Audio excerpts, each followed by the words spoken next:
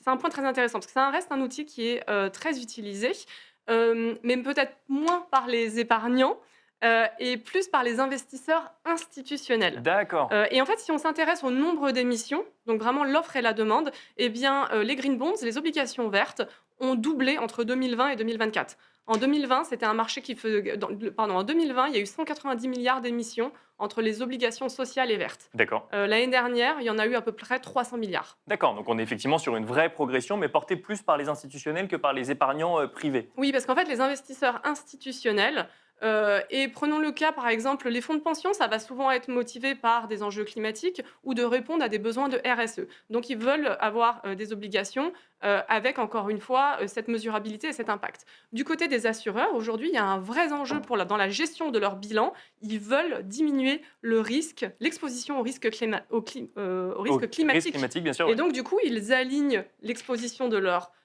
financement à ce risque-là. Et donc, voilà, en général, ce sont vraiment les deux gros acheteurs d'obligations vertes et sociales.